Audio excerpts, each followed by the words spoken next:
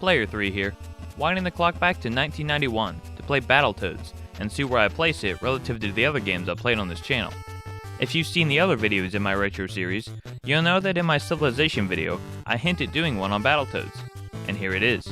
For being such a big game, I knew nothing about it, and I absolutely love NES games, and I assure you, Battletoads didn't disappoint, but I'm getting ahead of myself. Battletoads was developed by Rare and published by Trade West. Rare, of course, being famous for games like Donkey Kong 64, Donkey Kong Country, GoldenEye 007, Banjo-Kazooie, and Conker's Bad Fur Day, just to name a few. But there isn't too much to say about the development of this game. The most noteworthy point being the idea for the Battletoads themselves, Rash, Pimple, and Zitz. In the early 1990s, the Teenage Mutant Ninja Turtles were all the craze, and so were beat-em-ups. So what did Rare do? They combined them, making a game taking full advantage of some of the most popular characters and genre of the time. But Rare didn't stop there.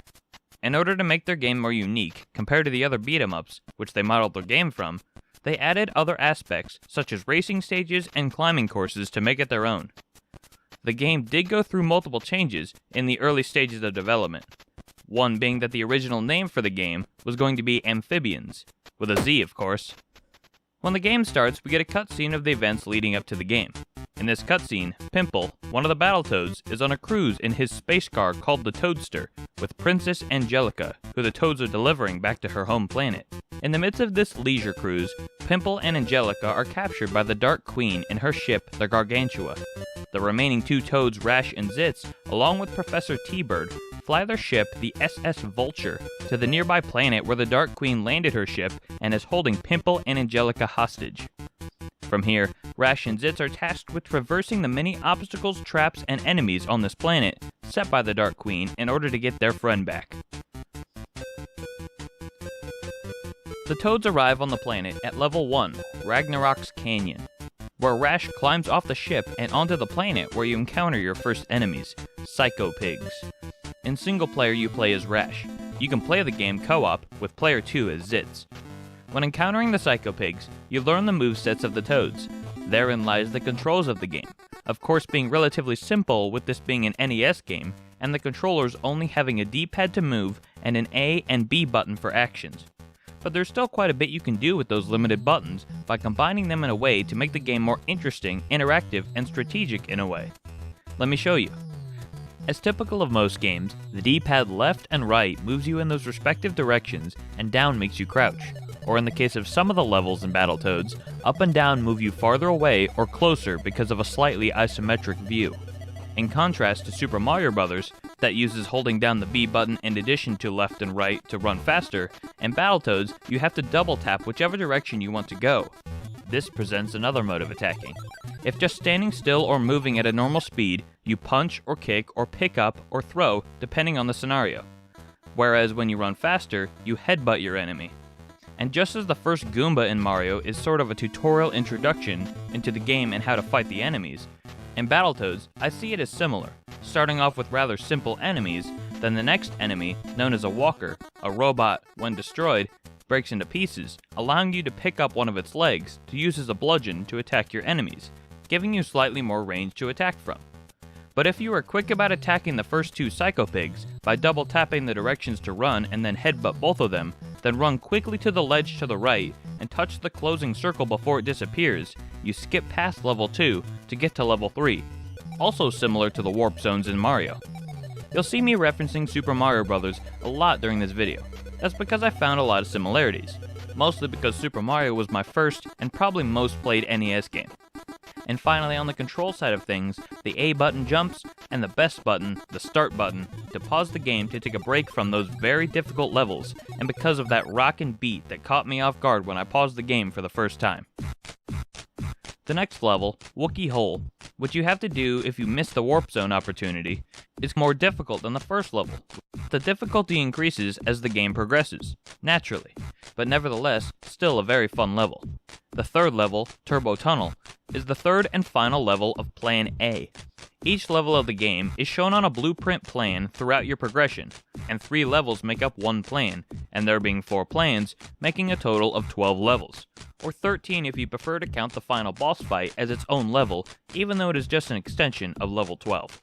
I'm now going to talk about the rest of the levels of the game, so skip ahead to this time if you wish not to be spoiled. Each level brings new obstacles, new enemies, and new areas, and some couple together in similar locations with previously seen obstacles and enemies, but always something new to offer to keep it interesting and you on your toes for what lies ahead. Some of those obstacles, the aforementioned uniqueness that Rare brought to the game, being level 3 with the speed bikes, level 5 Surf City, and level 10 Rat Race, where you have to race the rats. Obviously. Originally, I thought these were kangaroos because of their posture and their hopping, but I guess they're rats. Continuing chronologically, the first level of Plan B, level 4 Arctic Caverns, is one of the better ice levels I've seen done in a video game. In this part particularly, it reminded me of approaching Bowser in Super Mario.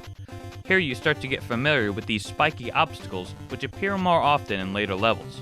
Level 5 Surf City is very similar to the speed bikes part of level 3, but still different enough to be fun and avoid repetitiveness. The first of the two monstrous guardians of the Dark Queen is Big Blag, a giant rat we fight after completing the surf course. Moving right along to level 6, Karnath's Lair. This level is probably one of the more easier ones within the game, riding snakes, avoiding spikes, and jumping to more snakes, until you reach the end of each section. Halfway through the game now, level 7, Volkmir's Inferno. Again, a fairly easy level compared to some previous and the remaining levels of the game. Here you fight rats, then ride a turbojet, which is the easiest of the 3 riding levels, the other 2 being riding the speed bike from level 3 and the surfboard from level 5. Next, the opposite of level 2, where the entire level we were dropping down a hole, now we climb up an elevator shaft in level 8 called Intruder Excluder. The concept of the level was fairly easy and simple. It just relied on timing your jumps throughout until you get to the end and fight Robo-Manus.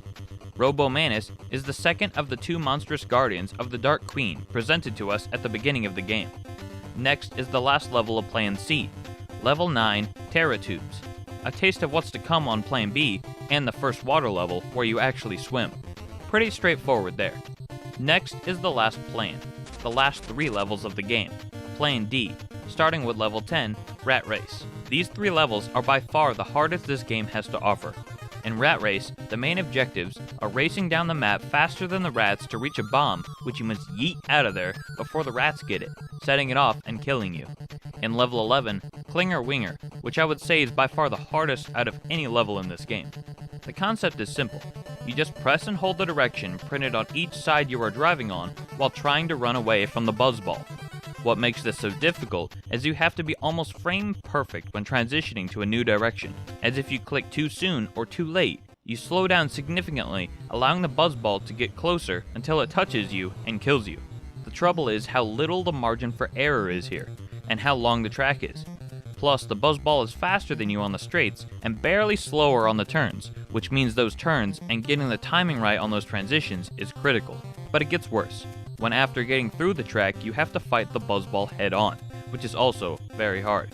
Lastly is level 12, the Revolution, the climb up the Dark Queen's tower, which though it is hard, it is also fun and challenging in a good way, especially compared to the level you just experienced. Once reaching the top, you are met with the Dark Queen herself, and the final fight of the game. A neat element that few know of, or will care to find out, because it will take at least 4, if not more complete playthroughs of the game, but there are 4 randomly chosen texts for the Dark Queen to say to you after beating her, and 4 for Professor T-Bird as well. But his messages don't rely on what the Dark Queen says, they are separately random. I got message 3 from the Dark Queen, and message 4 from Professor T-Bird. So that would be 16 possible combinations for endings. Again, not something many people will get to see, or not something many people would care about, but it's something I thought was pretty neat. Now starting with the cons, there was really only one I could find, and that was the difficulty. Just about everyone will say that that is a negative. So much so that in ports to other consoles and in later years, they had to dull down the difficulty and even cut out parts of the game for being too hard. There was one other significant con, I suppose, that is when you play co-op. It is possible to kill each other. In other words, friendly fire is on. There are many pros I have for this game, but I'll try to get through them quickly, starting with my favorite ones. My favorite level was probably level 3. Even though it got frustrating at the end of it, it was just so satisfying flying off those ramps, especially the ramps you have to jump to.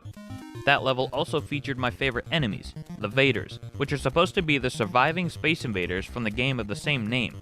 They fly in from the top and steal bits of your health. Then you have to punch them and catch your health to get it back.